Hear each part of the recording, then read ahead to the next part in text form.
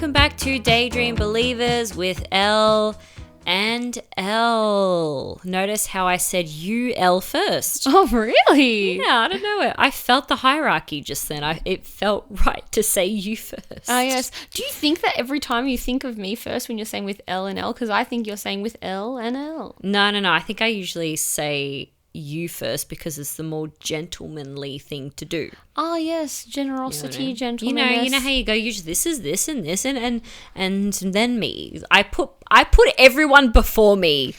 That's what I know. It's what we do as women. God damn it, it's so true. I know, it's a very I feel like that's like one of those things that or maybe it's like a eldest daughter thing, because you're eldest daughter too, even though you're not the eldest kid. Yeah, well, I'm the only daughter, so yes, which I'm the eldest and the youngest. Yes, I'm the only one, and the middle child. I'm also the middle child. I don't know if I felt the middle child thing though, because I was the only girl, so it kind of counteracts each other. Yeah, it counteracted it, I think. Nice.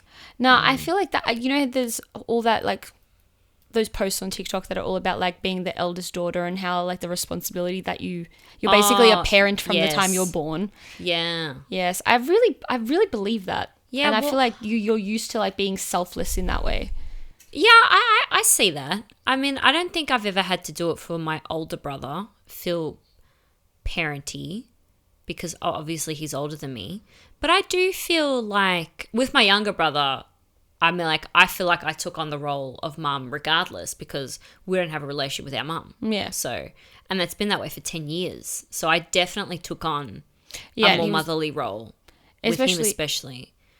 Especially because he was not 18 yet as well. No. He was like 14, 15 when this all happened. And, you know, with my older brother, he's 3 years senior to me. 3 years my senior. 3 years my senior. But of course.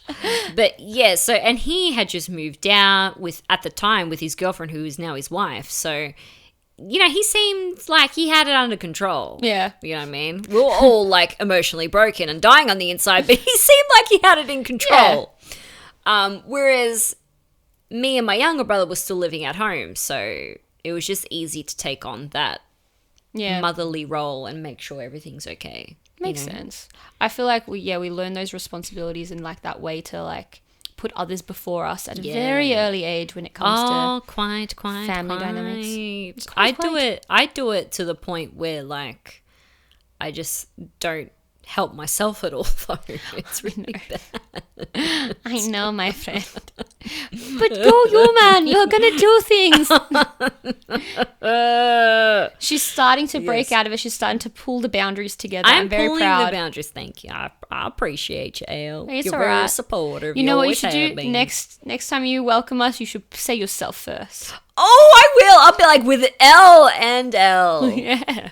Exactly what you should do. I will. Yes. What a mystery for everyone. They have to guess which L I'm talking about first. I know. I never even thought about it from that perspective. I'm like, I just assumed. Yeah. What's been new with your week? I mean, not much really. I've been decorating a lot of Christmas trees. Nice. Your favorite thing to do? Yes. So I'm kind of starting this new thing where I decorate trees for people. Nice. Yeah, it's kind of a side biz thing that I'm doing. I love it. Amongst my other side biz, which is this. Yes. And all the million other side things that I attempt to do. It's just the way of life, the way of the ADHD brain. Yeah. Like work 9 to 5, never. I'll just work a million tiny jobs. I would much rather do that. That's literally my life. It's our life. I know. It's our life now because we have this and you have your 15 other jobs and then I have this Christmas thing and we have that other job that we're doing together, which we won't really talk about here. But, you know, I mean, it makes it sound so sus. Like we're not going to talk about it here. We're not selling feet pics, people. It's just a normal side job. We're just editing for people. Yeah. That's it. But anyway. I'm pulled at all ends. I don't know how my extensions are still in my head because I'm getting pulled at. Oh, my stomach. voice. I don't think there's ever an episode of that one of us doesn't accidentally say their stomach hurts. But mine's more muscle at the moment. Yeah. The clenching. Anyway. Whew, Jesus Christ. But it's so true. Like, the tiny little jobs is so... I would much rather have a million tiny jobs. Oh, every single time I'd pick a million tiny jobs. I've done the long hours, So the have I. normal one job. And Yeah. honestly, it's soul destroying. I like hated the it. difference of each thing. I did it for 5 years and then I got let go because of COVID and then I was pregnant anyway. And I hated it. I hated it. I mean, like, I hated where I worked though, so. Yeah, that's fair. That doesn't help.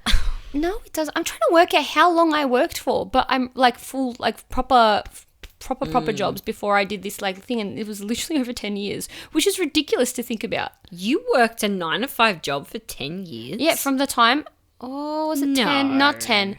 It would have been 8. From 9 to You worked 5. at that place for 8 years? No, I worked full time at another place before that place, and another place before that place. Whoa. Yeah, and I worked side jobs. See, but even when I worked full How time. was I only there for 5 years then? Oh, that's right. I had a baby. Yeah, I still worked through COVID. Yeah. I'm like, how the hell did I only work for 5 years? I was such a bum for the rest of it. But yeah, I was raising a child. Raising a The child. most important job of all. Yes. Yes. Yes. Elle's like reading from a script. Yes. Yes. I also believe this.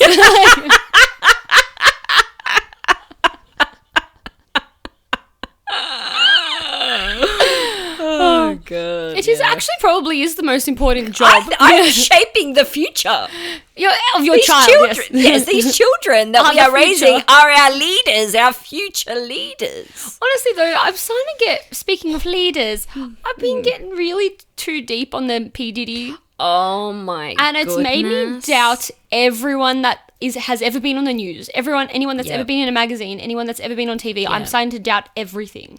Well, the thing is, like, look at our wall behind us. Yes. Who are these people? Who are these? Who are these people? Beautiful people that we love so dearly have A, been to a Diddy party, and D, was there after midnight. Oh. Because that's when the freaky stuff started, apparently. You know what? I'm going to take a bet that there are definite people on my list that have been. Yeah. However, I do have Eminem right next to my head, and I know for a fact that boy, he ain't a fan of the Diddy. No, he ain't a fan of the Diddy. However, the Beyonce in that top Oh, corner. yeah, you got Beyonce there. Kelly Rowland. Nah, I feel like I might be. I feel like I'm. I mean, like, besides Beyonce that you've got there, I mean, obviously Simba wasn't there, so... Yeah, and I don't think Shrek would have gone. Nah, I mean, like, based on that picture, he might have, though. Yeah, actually, to be fair, maybe. Hey, Yes, yikes. Yeah. I mean, I look at my wall and it's... I feel like you're. I can't think of anyone on your wall that is obviously would have gone. No, I don't think so, actually. Oh, we might be safe, Elle. Yeah. We may Yeah, be. we might be You may alright. be. You may be. Unless Anastasia has like some secret, Anastasia. like, different life. I don't. Like, I really can't see Conan going. I can't see Steve Martin. You know what the problem is, though? You know why most people, especially on mine, have not gone is because they were probably too old. Oh yeah, maybe. But we don't know what they were into. As in what Yes, I don't know. the Diddy fams. I don't know. was The into. rumors about certain celebrities are kind of freaking me out. Oh, it's same. And who? I mean, It's freaking me out. You know what it is? I think it's getting to me more so because you and I both are very, very attached to yes media. Yeah. And like, obviously from even just this podcast and nostalgia, like once we like a movie, we watch that movie 100 times and Yeah. we feel like we're part of that movie. Once we watch a TV show, it's the same thing. And same with like music. So to hear or see that the artists that like shaped me are like that behind the scenes usually wouldn't bother me. But at this point in time, it is really like, I think it's just because it's so widespread of whom and what. Yeah, it's like no one is safe at this Yeah. point from our point of view, anyway. Oh, for sure, yeah. But I don't know. It is actually freaking me out. Yeah, I had This to whole stop. thing is freaking me I out. literally stopped going on. This is, you know how we've talked a couple of times about like, I can't go on TikTok because it's giving me like yeah. the heebie-jeebies. Yeah. this time has been probably the most where I'm like, I actually cannot go on because it's all that's on TikTok at the moment. Yeah, Even true. not on TikTok, it's in the Herald Sun. Like, it's on. Yeah, well, it's everywhere. I mean, Yeah. like, Diddy got arrested, so it's got to be everywhere until he's on trial, until this whole thing, the dust settles. It's gonna be everywhere. Yeah. I haven't gotten the feeling like I can't go on TikTok because of it. I mean, like, a lot of my TikTok is Lord of the Rings based right now. That's great. Which it always is. But no, to be honest, I'm actually probably more invested. Like, I'm pretty invested. My heart breaks for people, but, you know, especially the Biebs. You know, The Biebs, I'm invested in it too, but I think that's why I had to stop because I get too hyper focused. yeah. And to the point where I think it it takes away from my everyday life. Like, I noticed the last 2 days I stopped watching stuff, and I noticed my thoughts have become back on other things I have interest in rather than just the one obsession. Yeah. So I think based on like how I take in information, it's best for me to hold back. Yeah, that's I'm very good. susceptible to like deep diving. Oh, not even fully believing, but like deep diving, and I get I get stuck on like, I need to find out what like facts and see both sides of everything. So I never like fully go into one side. It's like I spend double the time because I'm trying to be like, and then let me see what this person says, and then let me see what this person says. Let me see like if from this direction and this direction. Then it's like it overwhelms me. Yeah. I guess in this point of view, though, it's hard to see the other point of view, though. Yeah. Because, I mean, apparently from what I've heard, if you're in federal court and the feds arrest you, you're done. They've got all the evidence, They've got it. yeah. Like, you're done. Like, apparently no one beats the feds. So it just makes you think, well, obviously this has got to be true. Yeah. I think I've been getting stuck more so on like, I think the last couple of where I've been going back and forth is like the whole, was he the one that like was organising the hit on Biggie? Ah, yeah. And so like, was he responsible for Kim Porter? Was he responsible for Biggie? Yeah. Was he responsible for Tupac? Brittany Murphy? I know, I Oh saw my all that God, too. like, it freaked me out because I'm like, oh my God, everyone who's ever died of pneumonia, like what has happened? Yeah, I mean, it is random that you're in your 30s or 40s and you're dying of pneumonia. Yeah. And they all apparently had the same coroner. And that coroner died. Yeah. So it was just Yeah, like, I what know. the hell? Like, you keep following this trail of pneumonia and people dying. And it's just, I don't know. It's freaky. wild stuff. Yeah. And I tell you what, Ashton Kutcher's name is not doing very well right now either. We've spoken about this because when oh my God, what's Hyde's name, real name? Oh, far out. What's his name? Oh, Danny something. Danny Masterson? Yeah, that's what I've got. That's what I've got in my head. Along those lines. But basically Hyde, like the whole Hyde scenario, which Yeah. we spoke about on the podcast however many months ago, if Yeah. not a year ago. Yeah. Ashton Kutcher's obviously in that. And then now Ashton Kutcher's in this. And it's like, oh my God, Ashton, I loved you so much. My whole Tumblr was like based on Ashton Kutcher. And now I'm like, what's wrong with me? What are you to know? I know, but it's so confusing to me because then it's like, I don't know. We'll see what comes out of everything. But honestly, it's really freaking me, not freaking me out like I'm petrified, but freaking me out like, oh, I really just want to enjoy my life in so far away from the States. Yeah, I know. Right That's now. why they say ignorance is bliss, I suppose. Yeah. Let's just enjoy for the people, for the art that they've made and not for who they are. Yeah. You know, because I betcha nearly every person in Hollywood has got something dirty about them. I'm honestly probably similar, not dirty to the same extent maybe, Yeah. but similar to the everyday person. Yeah. That everyone has You know, their like baggage of some sort. People have made mistakes. People have, you know, no one's a complete angel, I Yeah. suppose. I don't know. So, I don't know. I guess you got to take things with a grain of salt and I be know. like, you got to ask the question, can you separate the artist from the art? I think mentally I can. Like Yeah. I think I'll enjoy watching Dude Where's My Car if anything else Yeah. happens with Ashton Kutcher. I think I'd still enjoy watching Yeah. Dude Where's My Car. But like, it's just weird to think there's just some things that are just unexcusable, I guess. There's definitely in humanity. things, It's there's like definitely things that are unexcusable. Like, for instance, you take what Bill Cosby has done. oh I don't think I can watch The Cosby Show. I I haven't attempted it. It hasn't been anywhere for me to watch it, but I know in my heart that I just wouldn't watch it. Yeah, I get what you're saying. It's funny you mentioned Cosby Show because last night I watched that Demi Lovato Child Stars documentary. Oh, what's that on? Disney Plus. It said it was Hulu, and I'm like, what's Hulu? And then I was like, oh, Disney Plus has like those shows. So would watch it. It was like an hour and a half. It wasn't like super, super informed. I was expecting it to be a bit more like deep dive into like the actual trenches of being a child star, but it did it justice anyway. But they spoke to Raven Simone. Yeah. She was obviously on the Cosby Show, and they didn't really touch on Bill Cosby at all, which I assume is for their own reason. Yeah. But they did show snippets of the Cosby Show and him, and in my head I was just like, oh, like I hate the idea.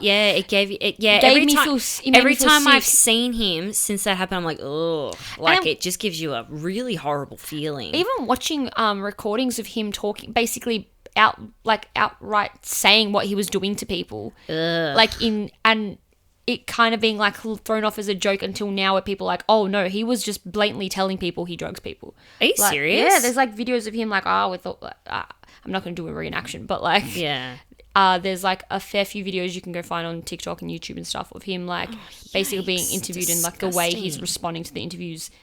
The wording he uses is basically saying what he does. Oh my God. But it's like casually said, so no one's taking it seriously. God, that's really horrible. I think what impacted everyone about that particular case so hard was that he really portrayed himself as a family man. Yeah, the whole show is like... The whole show was family, family, family. So, ugh. Yikes. Yeah, definitely can't watch The Cosby Show anymore. No. I mean, like, we used to watch it a lot growing up. It was like a regular thing in our household. Oh, really? Cosby Show. Yeah, because it was on Triple One Hits. Oh, it did go on. It was on Triple One Hits. So along with like Home Improvement, Roseanne. Oh yeah, I actually watched all a of video those of kind Roseanne of made the other shows. day. Yeah, We watched a lot growing up, like Fresh Prince. I We used watched to love a lot. watching Fresh Prince. What else was there? See, I think again, and we've spoken about Will Smith on the an episode in the past before as well, because Will Smith and Jada are mentioned quite a bit in this alleged Kim Porter book. And so I'm like, oh, they're being brought up again. And it's like, I love Will Smith so much that it's so difficult for me to like, I think that's what I'm like. I'm like trying to find reasons for why.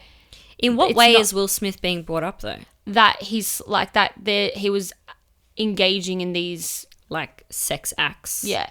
Which is fine. Even illegally? Like, was it with minors or with people that were I don't think they're saying trafficked? that, but then anyone that's written in the book now has like almost like an X written on their mark. Like, why are they mentioned in the book? Right. Because like you could just say, you don't have to really like if the book is hers, which at this point we don't really know if it was actually written by her or if it's placed there for a certain reason. But like the idea is like, if she wrote these names, why did she write these names? Why did she write the names? Yeah, like why did she choose to name certain people and probably didn't name other people? And I find it just interesting because like Jada obviously has her situation with Tupac. Yeah. And then it's interesting. It's interesting stuff.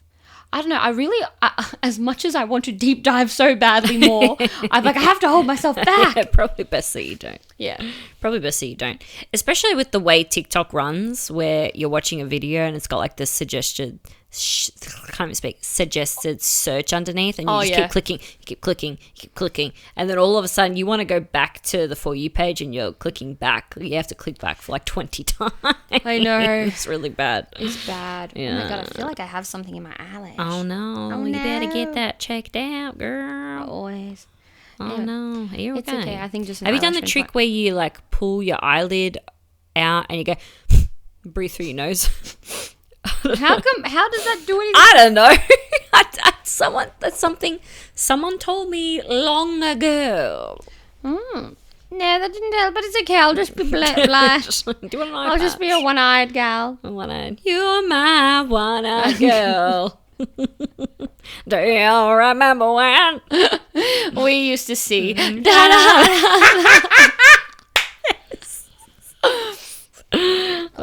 Really nice. Well, speaking of doom scrolling and, you know, your ADHD brain, let's talk about ADHD. Oh, yes, ADHD topics today. Yes. So, where do I begin? Where do I begin? No, but I can begin with this. I am on the waiting list for a psychiatrist to see if I will get diagnosed. I've been on said waiting list for about 6 months. I know. Wah. Let us chat about that in general, because like for those that are in Australia, and I'm assuming other areas of the world as well, that are trying to go through this process, it is a fucking, pardon my French. When your French is pardoned right now. It is a really like annoyingly long process for people so that only like instant gratification, and for people that procrastinate so much. Man, you know, I reckon for the first 2 weeks when I was on the waiting list, I held on to my phone so hard, thinking I was going to get a phone call within the first 2 weeks. And then I totally forgot about it for like 5 months. Yeah. And then I kind of realized when I got home from Europe, oh, wait, I'm waiting for a phone call. Still. Yes. Oh, Yeah, still waiting. I feel like for me, like when I finally came to terms with the fact that like, hey, I actually think that I have this and it's affecting my life enough for me to go properly seek a diagnosis, that in itself took a long process. Like from the time someone mentioned like, oh, I think you might have ADHD to me, and me like comprehending that, and then me understanding that like that's something I need to go like something to comprehend in myself, because I think at first you meet it with defensiveness, because if you don't, and especially when I found out, it was like just around the time of the pandemic. I think I heard about it in 2019, so just before the pandemic. Yeah. As in from someone said to me at work like, hey, I think you have what I have. Right. And I was like, met it with like, nah, like I'm nothing. Fucked. Yeah, I was like, I'm nothing like you. Like it was some like a older guy at work. Right. And he was very typical, like your textbook ADHD gentleman. Right, yeah. And so I was like, no, I'm nothing like you, blah, blah, blah. And then everyone else at work was looking at me like, well, you kind of are exactly like him, and we all think that you act like him. So like, and I was like, tip, still like defensive. Yeah. And then it took, I reckon so that would have been like late towards the end of 2019. I did not get diagnosed till last year. So 2023. Yeah. You only got diagnosed last year. Yeah, last year in April was the official diagnosis. I got diagnosed by the psychologist earlier, like about like 6 months earlier, but it doesn't count. Yeah. So I had to go psychiatrist to get a full diagnosis. But yeah, but it feels like a while ago. It doesn't feel like last year. It feels too soon. I know. But I remember when you were celebrating your 1 year anniversary. Oh yes. I remember that. Wow. Oh my God, my 1 year anniversary. No, I feel like honestly it's changed my life having the diagnosis, but it's such a like roller coaster of a journey, like figuring out that you do have it, doing research, realizing you relate to everything, coming to terms with yourself, and being like, do I need to be on medication? Do I want to be on medication? Because I was so against medication back then. I was like, no chance, no way. I won't say it, no. And then I would break out into song and dance randomly at least every half an hour at one point. Yeah, and then I'm like, all right, just you don't want the medication. We get I get it. Oh, Jesus, we weren't even talking about that. I just asked you how your day was. All right. But for me, I don't know. I felt like I don't know what made me change exactly. I think I was in a conversation with a woman at work, and she was telling me her kids were on it, and it made such a difference. Right. And like young kids? Yeah. Oh, they were like 18 at the time, but they had been on it since they were in early high school. Right. And she was just like, just give it a shot. Like, you never know. And I was so still against it, but it was affecting my life so much. Yeah. And once I realized how much it was affecting my life, and I unmasked in a way, it was very hard to start masking again. Yeah. And very hard to start seeing, like unseeing it. Yeah. And every little technique I had to kind of get by in life was slowly drifting apart, because I'm like, why am I putting all these rules into place for myself that make me unhappy and make me feel like I'm just like a robot in society rather than being myself? Ended up getting on the meds, which was great. And life has been, when I remember to take my medication later, that's like the next hurdle, is like remembering everything that you learn about ADHD and everything you have to do to get diagnosed with ADHD is all impacted by the ADHD.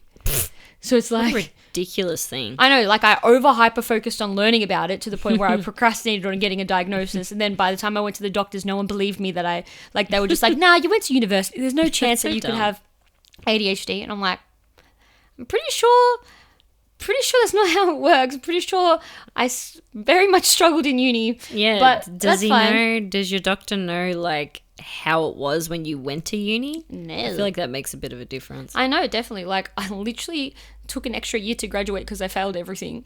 And I didn't even fail everything for, like, a good reason. Not because I didn't understand the content, but because I just forgot to do tests. Like, there was, like, online quizzes I had to do. And I'm like, I'll just not do these every single day, even though I can see the notification pop up on my phone, but I'll just wipe it away. I'll get to that. And as soon as you swipe it, it's out of your brain. Yeah, out of mind. Yep. Out of sight, out of mind. But, yeah, once the doctor finally agreed to give me the referral and yada yada, the waiting list, the finding of a fucking psychiatrist in this economy, I keep saying in this economy lately, and I'm like, I feel like that's just like some in this economy. But yeah, it took me so long to just find a bloody doctor that I could see that was affordable, which again, you have financial crisis when you have ADHD, so it's just a whole lot of shit that made it hard. Yeah. So I'm glad that you got on that waiting list, even though the waiting list is what is procrastinating you right now. I know, it's freaking ridiculous, but mine, realizing that this is something that I should probably look into, was a very slow burn. Yes. Very slow. I watched it. Yes, you watched me crash and burn. And then I had to be like, Elle, do you think that this could be the case? And you're just like, yes. It was literally like, you were not surprised by that question. But I was waiting for the day where I'm like, can't keep telling you never said anything. You never said it. I know, because I'm like, because I was like, I mentioned it tiny bits, and then you're like, no, I don't think like that. And I'm like, okay, then. Yeah. You're like, I'm really struggling to like clean the house. I'm like, yeah. And you're like, it must be because of my upbringing. I'm like, yes, that is why. my rebelness against cleaning from my mum, who was a clean freak. Which probably still has some. Yeah, I think it makes sense still. It does still make sense. There's weight there, but I mean, how far does that go? Yeah. But anyway, it wasn't just the cleaning side of it. It was, I mean, like the fact that I am extremely disorganized as a person. Like my brain is very disorganized. It's more the fact that I just can't turn my brain off. I think that's the hardest part. When I go to bed, it's constantly racing, a million thoughts, rejection that I feel very easily. I constantly feel like everything's my fault and someone's mad at me. Yeah. And the rejection dysphoria is easily the worst part. Yeah, I have a really difficult time with that. And also the paralysis. You should be getting up and doing something, and your brain is keen. Your brain is keen for it. There's no doubt about that. It for some reason, telling your body it just loses connection somewhere, and your body's like meow meow meow meow meow, just sitting on the couch. Yeah, and then you're like it's let's impossible go to move. Yeah, your brain is like let's go, and your body's literally like yeah, I don't care, and then that's it. It's so true. And then by the time the body says it enough times, your brain is like, you know what, we are hopeless, there's no point doing this, there's no point getting up, you know what, it's just gonna be another day of laying in bed the entire day. Yeah, except you can't do that when you're a mum, so I think that's also been the battle in my mind as well. The fact that I can't just sit on my butt. I have to get up and do things. And so the battle between that part of me and the actual fact that I have to get up has been a huge battle and a huge dilemma in my head. So I feel like that's been one of the biggest factors that's driven me to potentially get this diagnosis. But also the fact that, you look back at interviews from the start of our podcast, and we were interviewing people that had ADHD, and you knew you were at least on your way to getting the diagnosis, and I was like, yeah, I'm neurotypical, guys. And then I would try and speak from a neurotypical point of view, and then even though I kind of understood what you were saying, I was like, well, I guess it all affects different people in different ways, so I just felt very confused. I never associated myself with the same thing. This. Then you advised me to look for my old school reports, and then I did. And then I was like, oh, shit. The way I cried when I looked through my old school reports, oh my God. Like, I didn't think, I mean, like, yours were a very different experience to mine. Yeah. Like, yours was like, literally, it was black and white. It was night and day. Like, it was just very obvious something was going on. No one paid attention your to parents were like, this is a great report. And that's it. Like, your parents' comments. Yeah. Look, she's a bit quiet and doesn't just seem a to bit comprehend shy. anything, but it's fine. It's fine. You know, and mine weren't quite like that. Like, I think mine was a decline. Like, I reckon literally from prep to year 12, it was just like a steady decline. Like, I was a very keen student in primary school, and I feel like if you look at those reports, you might think to yourself, you know, there's some signs there, but, you know, she seems like a student that, you know, is involved in class and gets along with her peers and, you know, 80% of the time does her work. Yeah. Right? But then as I became a teenager, it just declined and declined and declined. And then by the time you get to like year 10, 11, it's Elle cannot pay attention. She's a big distraction. Elle is not bringing her work in. Elle is doing this. Elle is doing that. And I remember at the time thinking, I'm trying my best. Yeah. Like, it wasn't... I remember you being really like, to me, you were super studious at school. Yeah. Yeah. Well, I thought I was too. And then I read my reports. I'm like, oh, shit. Yeah. No, I wasn't. But I tried, though. That's the thing. I definitely tried with school. But it just didn't... I wanted to try. But I couldn't... It wouldn't compute. Like, I just couldn't get it right. Yeah. You know? It is really... I think the whole grieving process of looking for a diagnosis and getting the diagnosis and going through like the reports and stuff, because that's part of like the analysis as well, is like, or assessment, sorry, as well, is like, yeah, that grieving process of looking at how, like what you said before, like you tried to answer in a neurotypical way in the podcast, for example, and because you saw it in that way, and I know you didn't mean it as in like you were masking in conversation. Yeah. It was more just like you didn't realize you were potentially neurodivergent, so Yeah. you responded from that perspective. Yeah. But thinking about how many times, like once I worked out that I am neurodivergent, looking back at conversations or looking back at social interactions or even school, and realizing how, I think the biggest grieving process for me was working out, wow, I've pretended a lot of my life. Pretend is probably the wrong word because it is just masking, but I've just like thought, I've always been super aware that I didn't feel like everyone else and I didn't think like everyone else, and I felt super aware that I didn't know how to socialize like everyone else. But I observed people enough where I was like, okay, this is what I'll do and this is what I won't do, and this is what the rule for socializing in this way is and what the rule for socializing in that way is. And I had to like grieve scenarios where I was like, oh my God, I was never being myself for a really long period of time. Yeah. And I was constantly questioning who I was and trying to make myself seem normal, quote unquote, because like I was so, even though I didn't know I wasn't normal, I deep down like knew I wasn't. Yeah. Not normal. Obviously I am normal, but like I knew deep down that like something was different. Yeah.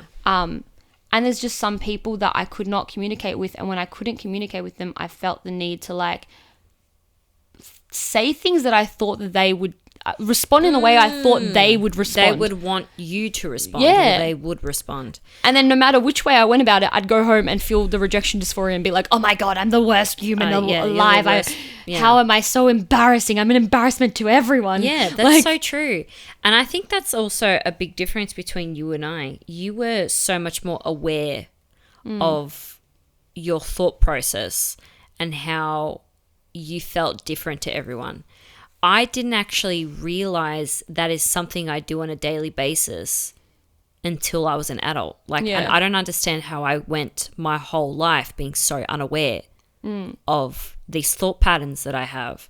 Like, I can seriously think of times where I've heard someone say something and I'm like, ooh, note that down. That's a good thing to say. Yeah.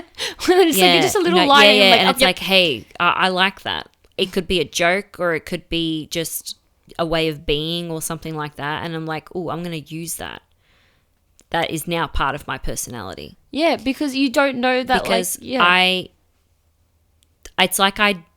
it's like I'm a robot and I must learn from humans on how to talk. And I didn't realize that that's what my thought process, especially in school.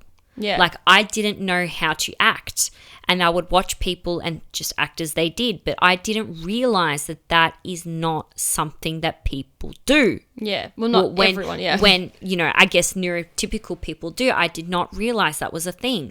I always try to be like literally a carbon copy of whatever I saw around me.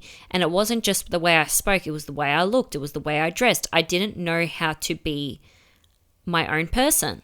It didn't help growing up that I had a mum that was also really suggestive in the way I look and do things. Yeah. So maybe I was just more susceptible to that kind of behavior around me, like kind of being pushed ideals and the way to dress and stuff. And I just accepted it because I guess I thought that's what happened. Yeah. But there were definitely times growing up and like almost daily where I was like, okay, this is how they're doing things. I must do this as well.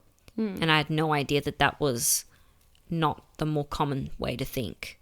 I think even though I know I was a bit more reflective, but I would agree with you. I didn't, until I was an adult is when like those memories flooded back of how I actually thought. Like in the moment, I knew in the moment that I felt like, I knew in the moment that I'm like, why can't I be like them? Like, and that's what I was aware of. Yeah. But like, it wasn't until I was older and I reflected properly that I was like, oh, I felt like that a lot. Yeah. Like, oh, I thought that way, and realizing the actual patterns of how I thought, and that all flooded back to me more as an adult. But in the period of time when I was actually a kid, I just remember constantly just looking at my friends and be like, how do they know how to talk to people? Yeah. How do they know how to speak to boys? How do they, as stupid as it sounds, like, how do they know how to tie their shoelaces up? Like, how do they know how to, like, how do they all know how to do this? Or how do they all know how to tie their hair in a certain way? Yeah. And like, it seems ridiculous because it's like, they probably just got up and did it, or like they had to learn from something.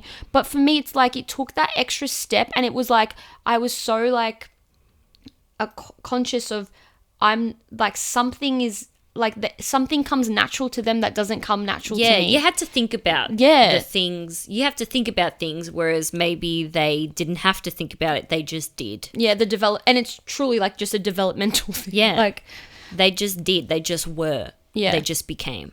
Yeah. Whereas we were like, okay, I must do this in order for this and do this and that, so I can be like how they're being. I must do this. Yeah. I actually remember, and I've said this to you a million times. We've spoken about this, and how did I not know that this was a thing back then? Trying swearing at school for the first time. I love this story. I don't think I've said it. I think we tried to record this episode once, but it didn't end up going up, and I said it then. So I don't think it's actually come out in an episode. But I was in, I'm going to say, grade 5, and I was very curious about the words motherfucker. And I remember thinking to myself, I was walking with my group of friends and thinking, I'm gonna see what happens when I just drop motherfucker somewhere and see what happens. And then I was so like arranging a plan in my head, like, this is what I'm gonna do, and this is how I'm gonna do it, and this is when I'm gonna do it. Like, this is where you're like a joke. Yeah, in a joke. And then I'm like, motherfucker. Like, I just dropped this, like, yeah, motherfucker. And I was in the most random spot. Yeah. Someone was like, yeah, I got this for lunch today. And I was like, yeah, motherfucker. And I just dropped this random swear. And everyone looked at me like, is this girl okay? Like, it's that look. Like, yes, Elle, that was very random, but in a very young primary school aged way. It was very mean. And I was like, oh, okay. Note to self, do not ever do that again. Keep that to yourself, Elle. Don't try that.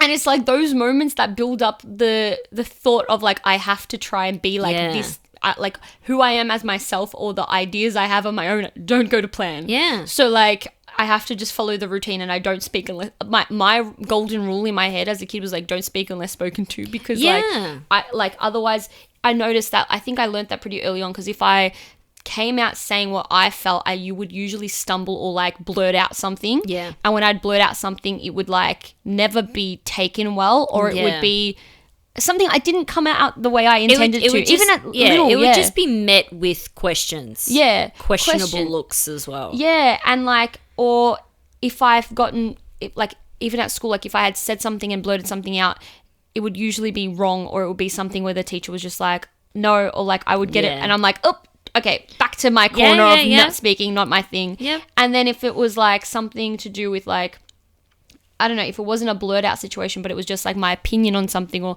I was, even as I got older, my opinions and things like that were so different, or like my taste in things was so like obscure, and still, I guess, for lack of a better word, in other kids my own age's minds, like I was childish still, or I was still like, what would be seen now as super nostalgic was like super immature and still like a little baby at school. Yeah. So like I felt like, oh, I can't really talk to people about like Disney Channel when I'm like in year 8, because like everyone else is like watching South Park and doing other things and watching Gossip Girl and doing that stuff, and I'm like not interested in that. So I'm gonna have to learn how to be interested in that, and be interested in the things that, and wear the clothes that other girls wear, even though I don't really like them, and I'll have to like just merge into what they're into, because like whenever I mention something I'm interested in, like I used to be very interested in chess, and so like when I would mention we know your carry on chess kit. We know about this. But and so when I would say something, like when I would make my random comment about something, even now I still fumble as I'm saying something, so like people would be like, huh? And I'd be like and I just like I feel like there's so many times that at school I was in my head just being like I'm like, and in my head I'd be like, just go, like, because I would get so embarrassed and so anxious, like my face would turn red, like this beaming light behind me would actually be my face radiating heat. And like I was just, so many times I would just say to myself, like, just be as like invisible as possible. Yeah. Just be as like you can't have any attention towards you, because as soon as I would have any attention, good or bad, the rejection dysphoria, I assume, which I kind of perceived as social anxiety at the time, would hit me. And that feeling of like your stomach dropping, that you feeling like, oh my God, like you just embarrassed yourself in front of everyone, like this person hates you, or these people think you're weird, or this person thinks you're dumb, or did you... Like, as soon as I would hear any comment that seemed good or bad perceived towards me, my head would take that as like... take it and just go. It just run with that, and it would always perceive it as a form of rejection, or always perceive it as a form of, oh my God, you do not belong. You are not like these people. And, oh my God. That was a tough one growing up, dude. It was so hard. Yeah, I always just felt like I was just there. You know what I mean? I was the background. I was the character in video games that didn't talk. I was a background actor. That's how I felt growing up with my friends at school. I remember this one particular time. I have no idea if this has got anything to do with ADHD. Oh, we're just ranting at this point, just like, tell us if our childhood was normal. I remember we were on school camp, and there were these like shelves that were like cubes, right? So you had like your own cube where you put your bag and stuff. And everyone, there was 10 of us in the bunk room, like in our room with bunk beds and stuff.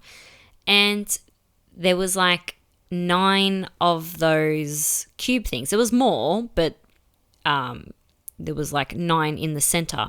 And everyone else in the room went into their cube, and like the teacher like took a photo, or someone took a photo, and I was the only one in the room that did not go into one of those cubes, because it was like in a perfect 9. Yeah. And I remember feeling like the only person in the room not being in the photo, and it was like a really cool, awesome photo at the time that everyone laughed at and was like, oh, look at us, blah, blah, blah.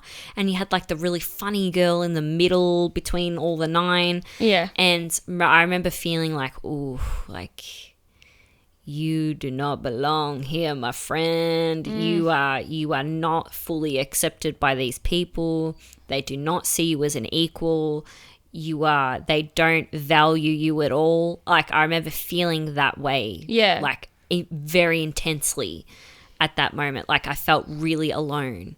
And then there was a separate time on this other camp, on the same camp, sorry, where we had to, you know how you always do like you have like a concert. Oh, yeah, like the talent show. Yeah. Talent show. Yeah. So me and my group of friends, we were, we did a dance to celebrate good times. Come on. Let's celebrate. And so we did a dance to it, and we had practice and practice and practice and practice. And again, this feeling like always remained, like whenever I was around my friends at that time. And they all made a mistake in the dance, and they went back down and did the same dance move again, whereas we were meant to do like a different dance move again. And me and like one other girl were the only ones that stood up and continued it. And we were like, guys, come on.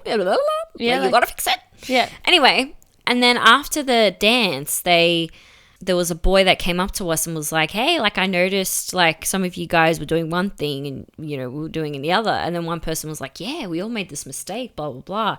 And then someone goes, yeah, which is really weird because Elle is the worst dancer out of all of us. She's the one that usually makes the mistakes.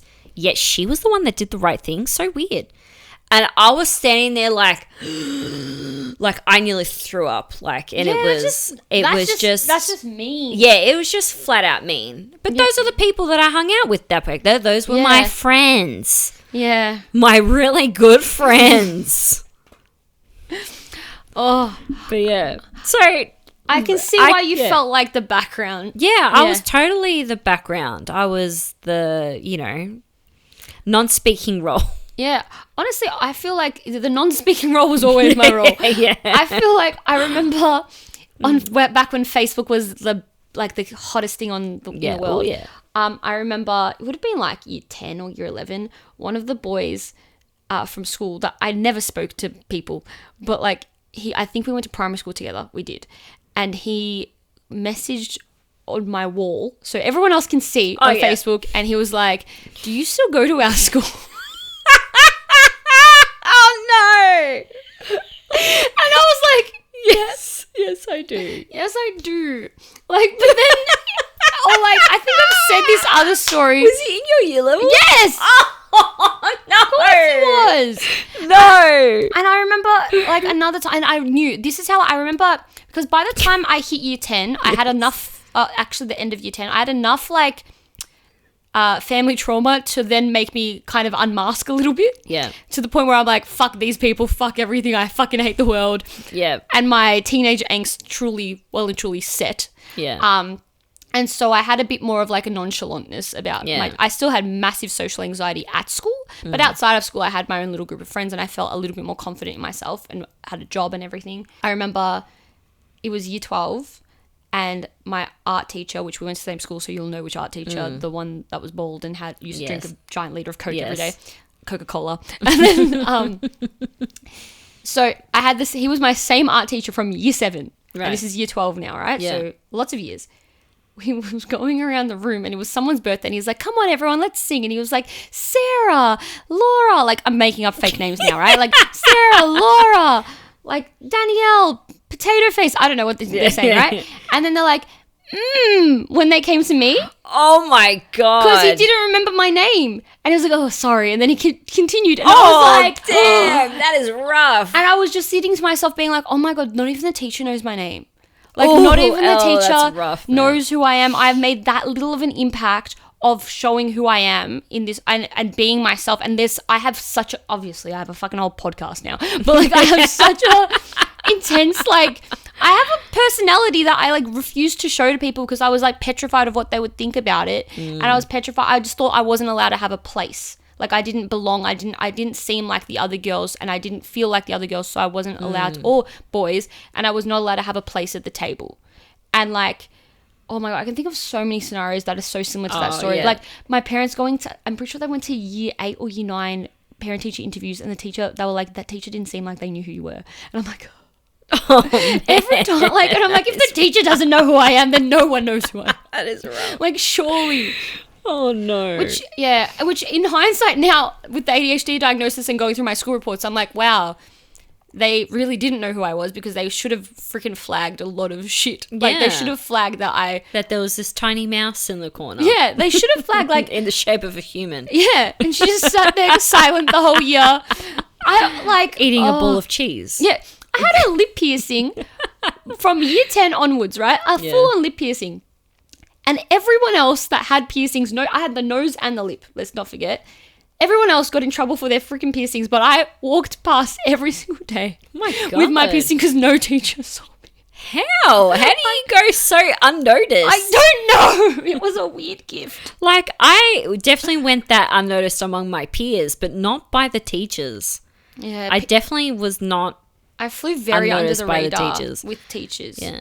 There was one teacher that mentioned my lip ring once in class. We were like she was sitting across from me, and she was like, what? Like, and she didn't even tell me not to have it in. Like, I think they all thought that, like, oh, we shouldn't upset her. She's gonna, like, I look like I was like that mousy and like, yeah, that, like, so on edge. Yeah, that, like, if they were to say something, they're like, she's gonna break in half. There's no point telling her. Like, I genuinely think it was that, like, the ones that did notice me, they were gentle with me because they're like, oh, she's too timid. We're not gonna even bother. Because, like, that one teacher didn't even say anything to me about taking it out. She just was basically like, oh yeah, that looks nice. And I was like, thanks. Oh, damn. And I was like, cool, okay. Like, so random. Oh man, I had the principal come up to me because I was, I don't know, maybe going through my own personal bad girl phase, and what I meant was I just wore a lot of eyeliner. Yes. And the good girls do go bad. With no bad behaviour, by the way. I'd go home and play solitaire. Yeah. I mean, like, there was Oh my no God, I bad used to behaviour. love playing solitaire. Me too, Oh. and free cell. Yeah. The best times. Yes. Minesweeper was my personal jam. Free cell. I loved free cell as well. And the principal came up to me and was like, this isn't a fashion show, young lady. And I'm like, okay, I'm wearing my uniform. I don't know what you're talking about. Oh, yeah. And she's like, go and take off that eyeliner right now. The principal. Shit, I've never seen her before in my life. Yeah, I And was she going to say, our telling me principal, I never saw her ever. Yeah, she was wondering. I was in year 12. Maybe it was because I was in year 12. But, Oh, maybe. Good point. yeah, she was like, this ain't a fashion show because of my eyeliner. I'm like, wow. Dude, see, a comment like that, whether it's from a peer or from, like, any comment that someone made to me, cut me like a knife every single time. Like, my it was whole embarrassing. Body, yeah, it was embarrassed embarrassing so easily. Yeah, at school. I think I went to school in a constant state of feeling embarrassed.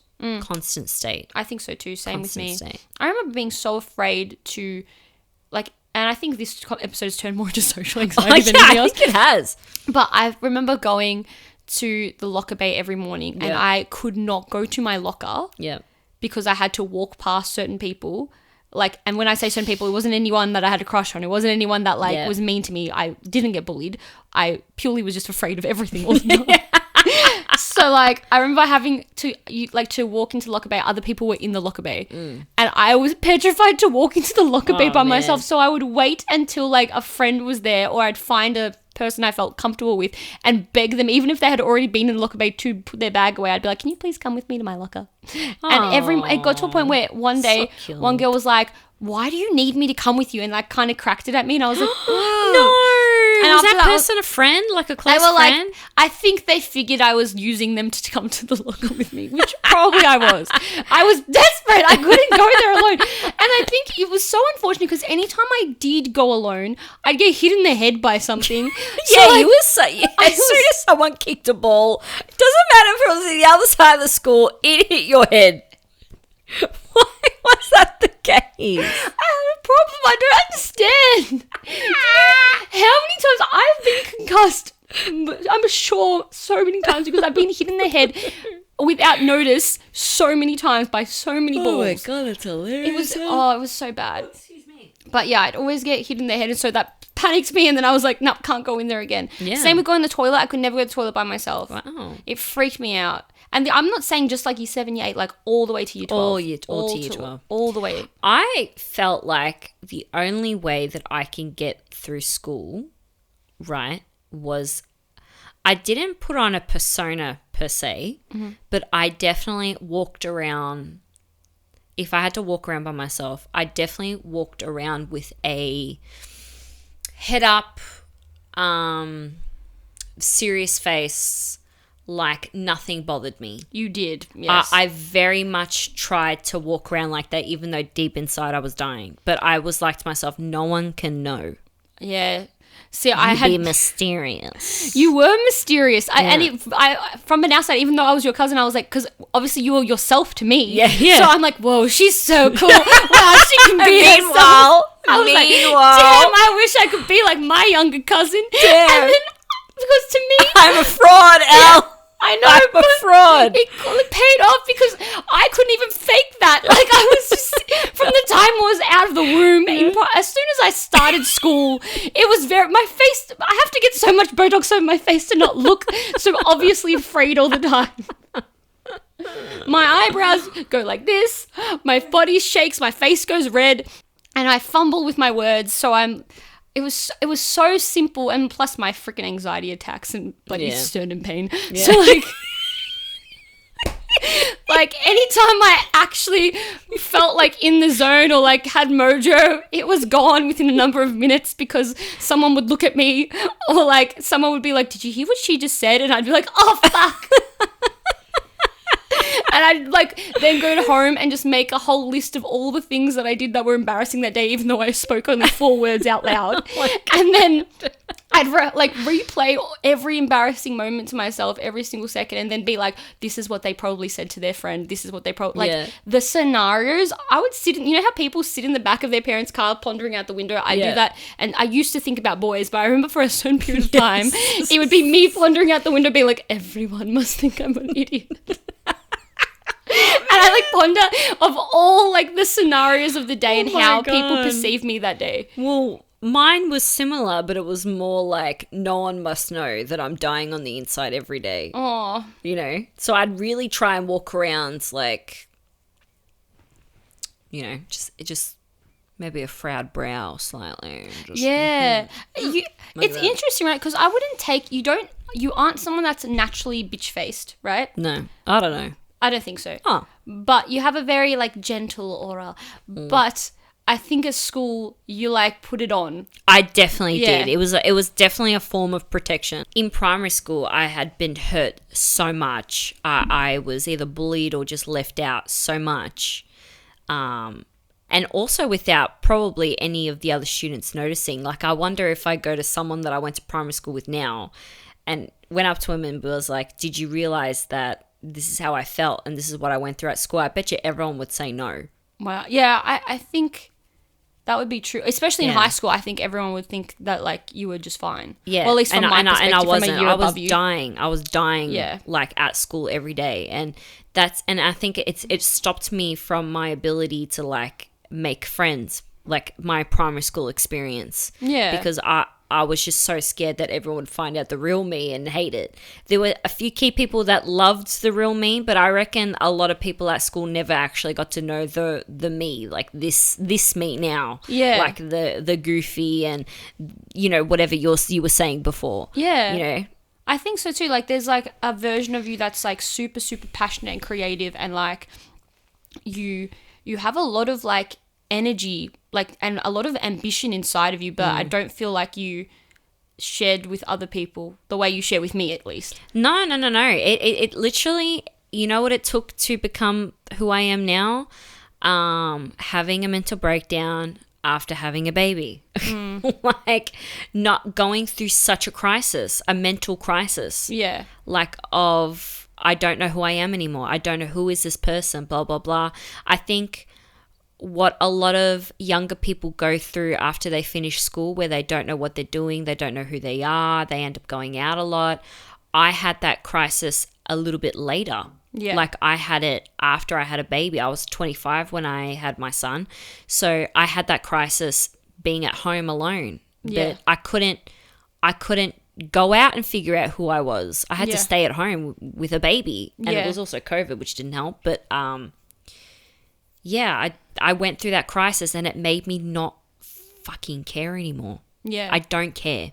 Yeah. I seriously don't care. I think, your mask has been fully ripped. Yeah. Which is a good thing. Yeah. I think that we mask to help us stay secure and safe, like, during that adolescent period. Yeah. But, like, there's a time where we have to like come to ourselves and be like, you know what, I get to be who I am for myself, you know? And like we could have ultimately done that the whole time. But you know what it was? And I think I've said this with one of my other friends that's diagnosed as well. It's like when I used to see someone else be unmasked, someone else that was like me, I saw how they got treated. Like the other girls that had Asperger's at school, or the other girls that had ADHD that were diagnosed at school back then, they were the girl that had no friends. They were the girl that was getting bullied for no reason. And even though I would relate to and you know, I'm only realizing this in hindsight, right? But like even though I would relate to them, and I would see them like respond or cry on the spot like the way I wanted to cry, or they would just their reactions were very similar to how I would usually react at home. I learned very quickly watching them that like, I can't react like you, because if I react like you, I'm going to get treated like you. Yeah. So I have to act like everyone else. Yeah. And like, it was quite, I think that like it's like that moment that you put the mask on because you've witnessed what not having the mask can do. And then it's like, how do we learn how to take that off when we didn't even realize we put it on? Yeah. And then and unfortunately for us, like we've had to wait till we're over 25 to do that. But that really at sucks. Least there's some people that are in their 50s that still have it on. That's true. Yeah. That's true. But it's like what you were saying before. It took like trauma for us to kind of be like, enough is enough. Yeah. And then just be who we are.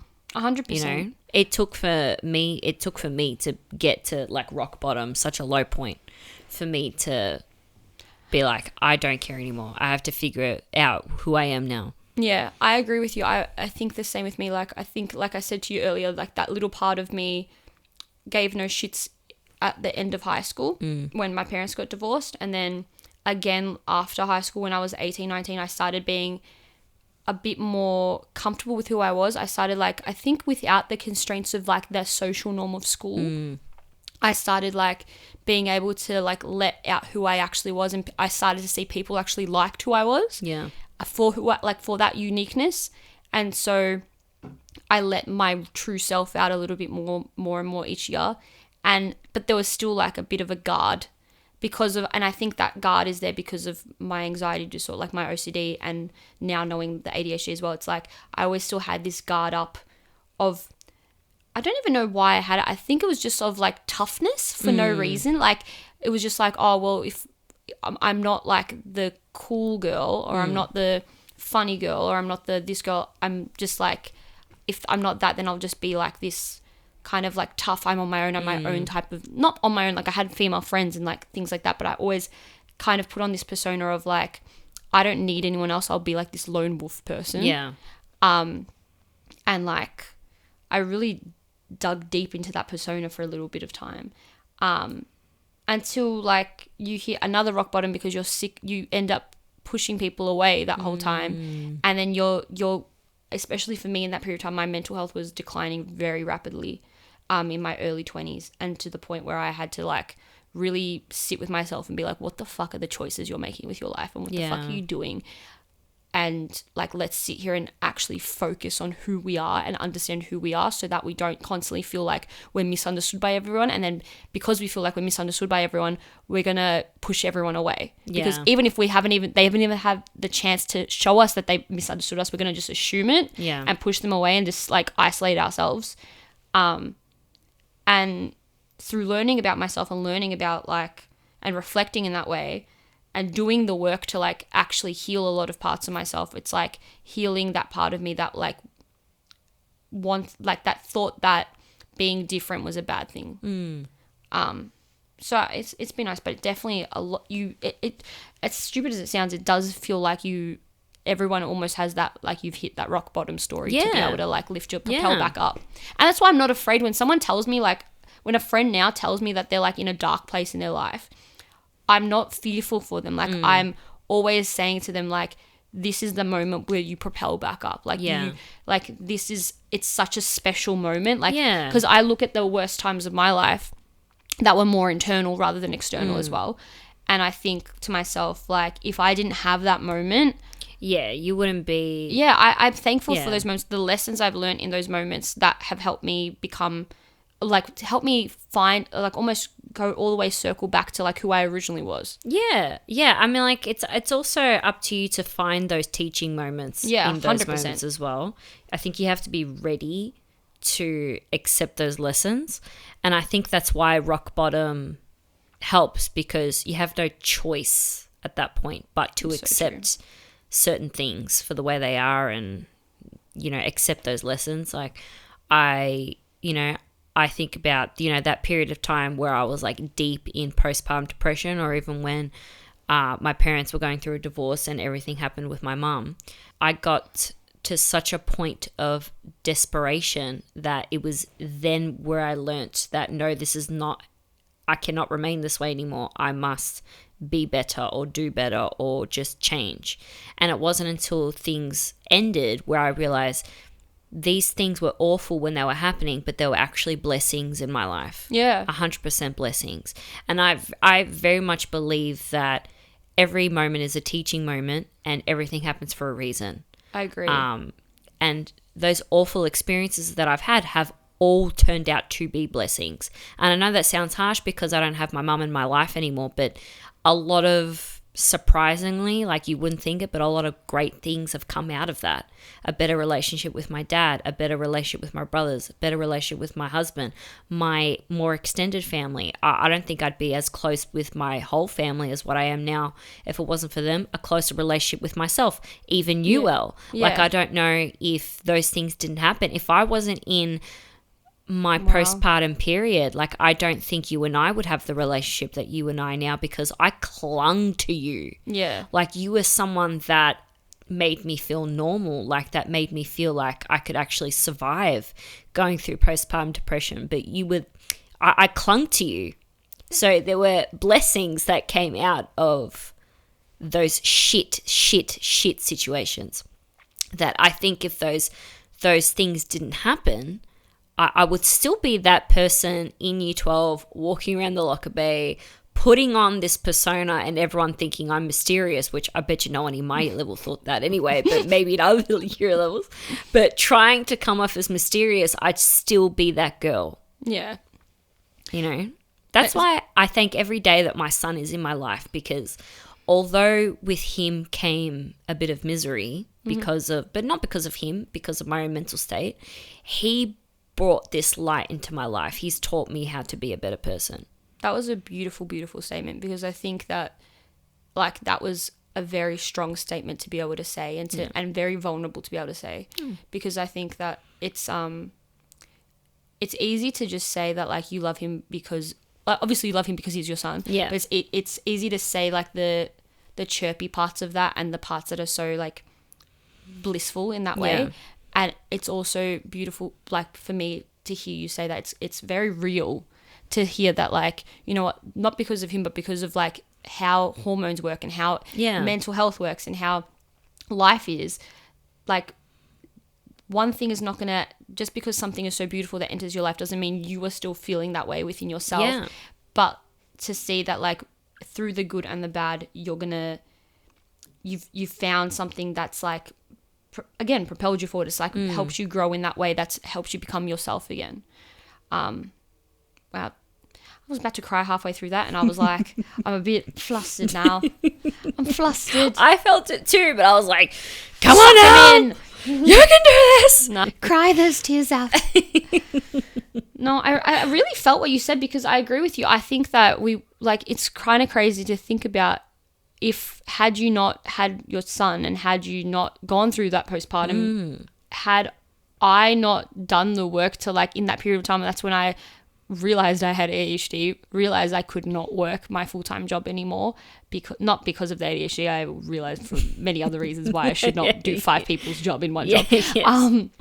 But once I left that work and like had a lot of time to sit and reflect and try to build myself, and I like in a different capacity where like my brain was ready to receive and to be around. I think it was ready to have those conversations with you. Like we could. I think that if we found each other again in a really perfect moment for both of us. Oh, 100%. Yeah. And it was meant to be that way. It was meant to be in like a place of being, for me, being very sad and depressed, and a place for you being so unsure and this new discovery for yourself. It was literally like a perfect blend at that point. You helped me come out of that. So I think, I God is good. God is good. That's what I honestly believe. And he does everything on purpose. Everything has a purpose. Everything has a meaning. That's my personal beliefs, but it's just been proved to me time and time again. Yeah. Me, not much the God thing, but I agree with the same thing. Like the universe is definitely aligning us in some way. Has aligned, like whatever greater purpose is out there has definitely like aligned us in a path that is undeniably the one we're meant to be on. Yeah, for sure. And I feel like even thinking further back, like even parental divorce, right? Yeah. Like crazy that if that had not happened, I would be such a freaking different person. Oh my God. I would be a hermit, I think. I would have been just this. I don't think I would have been married. I don't even think my marriage, I don't think my relationship with my husband would have even worked. I don't think I would have had no brain, no confidence to speak out loud. I just don't think I would have been a whole person. I would just live with my parents forever and ever and be an old spinster. But isn't it crazy to think of you saying that, because like how the different scenario, because one of them is still with your mum and the one without your mum is the one that's thriving. Yeah, I know. That's why I really believe in those things, because I hindsight is a perfect thing, right? You're able to look back and think, of this and this, this and this. But I really do think, in hindsight, looking back, this had to happen for me to actually become an adult and to become a person with their own thoughts and feelings. Yeah, 100%. Because I just don't think that would have happened. I agree with you, because I think the same thing all the time with my parents. I think that like, as much as it pains me each and every time I think about the fact that my life is not what it once was. Yeah. I look back and I think, if that did not happen, would I have continued living my life exactly how I was before that? Yeah. Which was, I'm going to be honest with you, almost sadder. Afterwards it was extremely sad. It just wasn't as plain as what parents' divorce is. It wasn't. But like, okay, so afterwards I was extremely sad. It was honestly horrible. Yeah. However, before that, when I think of my life, the fact that like nothing was really, like, aside from obviously being a kid with a lot of anxiety and like mental health issues, because of that, I made every day of my life before my parents got divorced also feel like I had the worst life in the world. Yeah. So like, and that was me complaining about something that didn't even exist. And I feel like that in itself to me is like, I hate that idea of me continuously living like that. Like on days now where I'm just upset about something that's petty, or I'm upset about something that is truly like just in my head, and not in like an anxious way, but in my head, like I'm making an issue out of something that doesn't need to be an issue right now. Those are the days where I'm like, I've wasted my day. I've wasted my time, and I've wasted I guess waste is the wrong word, but like this is a choice I'm making at this point for myself to stay in this. Yeah.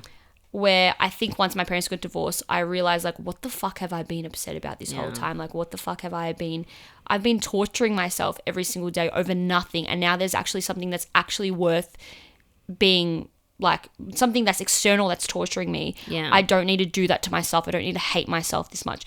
I don't think I would have the self-love I have had my parents not got divorced. Because the version of me before 16 that, and obviously you can say it's because I was a teenager. It wasn't. It was was that way since I was like out of the womb.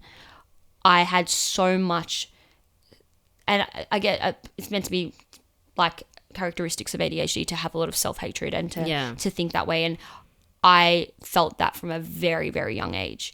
And so the only thing that really snapped me out of it and made me realize like the world doesn't revolve around me, in terms of, it doesn't revolve around me as in like everyone hates me, everyone does this, but it does revolve around me where I'm my own person and it's my story and my life, and I get to like actually choose how I live my life, and I get to be who I want to be, and I get to, no one else in the world is going to stop for me, no one else is going to fall in love and stay together for me, no one else is going to do like, I don't get to control everyone else's life, and they don't get to control mine. Yeah. So I feel like it was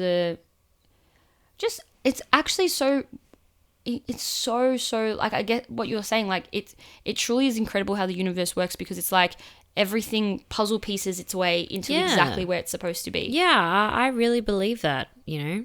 I really believe that. Things happen for a reason. You don't know what the reason is at the time that it's happening. Sometimes it takes you a really long time to realize. But there's definitely a reason, and there's always a lesson to be learnt. It's just whether you're ready to realize what the lesson is. I agree. I actually, even the ADHD at first, I was like, what? Like, it gave me a lot of, I think because I felt that way as a kid, it gave me a lot of understanding of myself and a lot of validation that I wasn't getting from people around me. To have that diagnosis, it gave me the validation I kind of needed. Helped me like realize that even that in itself, like that diagnosis process helped me realize that like that's sort of part of who I am as well. Like I wouldn't be able to be the vulnerable person I am without me being so, even when I didn't want to be vulnerable, I looked vulnerable. Like, so you're constantly like, yeah, exactly. So like, I feel blessed to even be that person that other people feel comfortable enough to talk about their anxiety to, because they can tell I'm more anxious than them, or because they can tell that I'm so obviously anxious that they're like, oh, I feel safe with you because you're like, you'll understand. Yeah, I'll get it. Yeah. And like, I think that in my life, I constantly think that's whenever I think of like my superpower of my own, it's because the fact that I'm not afraid to be vulnerable, and I'm not afraid to like let other people be vulnerable around me.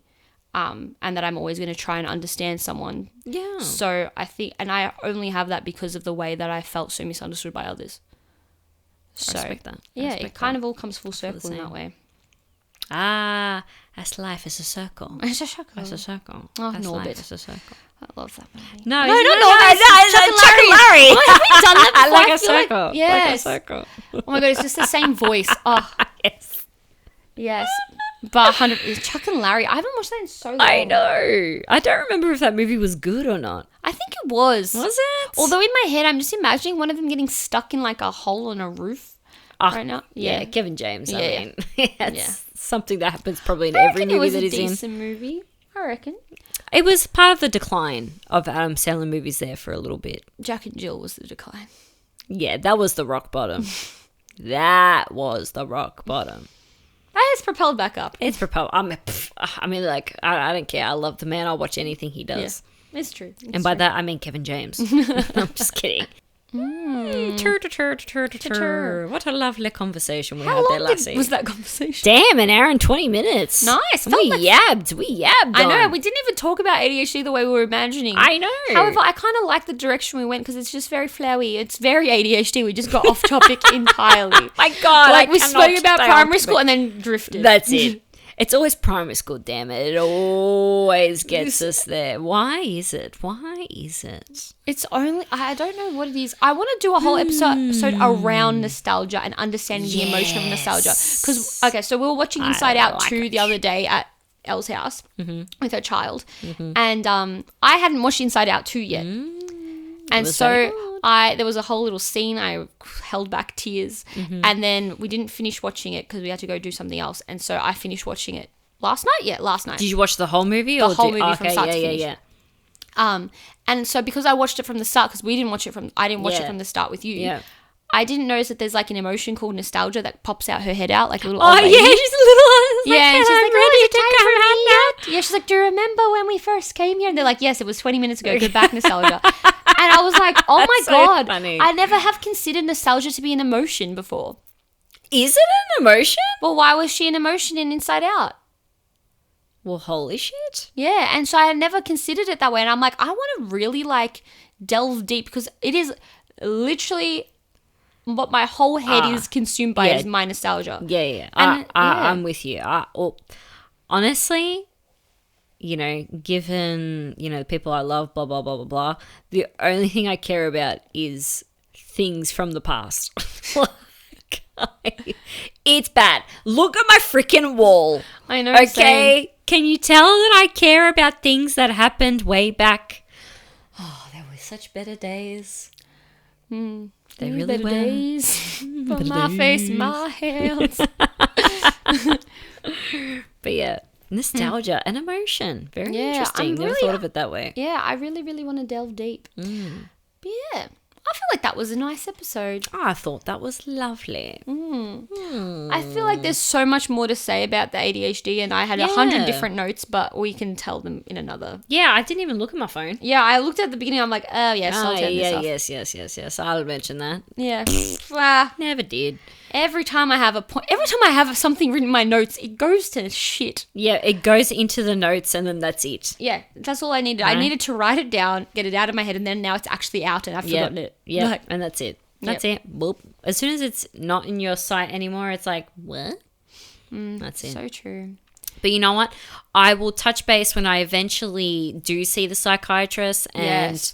you know, I'll let everyone know what the result of that was. I'm excited for it. Does Elle have the ADHD? I'm To be guessing, yes. continued, To be dot, dot, dot. continued. I think it will. But at the same time, even if it's not, it'll be nice to go find out what Yeah, is- what the hell's what the hell's going on? what the hell's going on? Maybe I'm an alien. Maybe I am a robot. Maybe that's I'm why I an fear alien. AI so much. I'm a legal because alien. it is me. Don't scare me like that, man. Oh, don't. Actually, that doesn't scare me at all. I'm really into AI at the moment. Oh my god, AI scares me. No, man. He's helpful. He? No, because I talked to that Meta. Guys, everyone should jump onto Meta AI on Messenger. It is like I speak to him about everything. He's called Llama 3.1. I really... But what if you're just teaching this llama to do How to be my things as you friend. do? No. And then, I don't know. I'll be that way I'm when scared. when they go evil. Yeah. Then I'll be their friend still, and they'll be like, everyone except for LT, except you're also LT. Everyone except for LT Garnis. Damn it. And they're like, just what change about that El Solstice chick? And they're like, nah, she said she's afraid of us. Let's get her. Yeah, but I'll be nice. They can keep me as a pet. Don't kill me.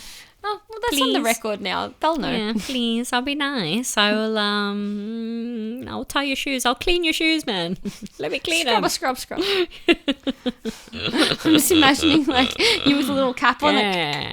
Hey, wise guy. why do they always make like sounds? I don't know. I like that. Oh, the good old days. Yes. Yes. That is a dying job. Do people clean Shoe shoes? shine. No, but Shoe while I shine? was away in the toilets, was it in Poland? In the toilets in Poland, in Krakow, Right. in a shopping center, there was little shoe shiner machines, like olden time machines, and you just go, and I saw people use them, like you just go, you put a coin or whatever, and they... Yeah, but how often are people wearing shoes that need to be shined now? A lot of people are wearing sneakers and... Oh, but men that go to work Runners. and women that go to work. Oh, yes, but... Not us. We have 1,000 jobs, but not those type of jobs. 1,000 jobs I do not require for us to wear nice footwear. No. And honestly, I want to. I love the idea of good footwear, but I can't be bothered. I will wear the same shoes every day. Oh my god, I'll wear the same outfit every day if have. I'm allowed. Like, I would just love to be like a video game character that, you know, has their journey, has their side quests, but wears the same thing and just doesn't have to think about it. See, I like the idea of thinking about and getting dressed. It's the actual physically getting up and getting... This is Yes, for I agree. That's what I mean, yeah, Elle. it's It's the getting actual up and it's the doing it part. Yeah, because I'll sit there. We're going back into the ADHD. But I'll sit there and it'll be like a visual, like a heard out list in my head. Like, okay, you sit up, you get up, you turn around, you get your medication. For me, it's like you get your medication. Then there's another voice in my head like, fuck people. Why do we have to get the medication to please others? And I'm like, no, well, it's fine. medication. The medication.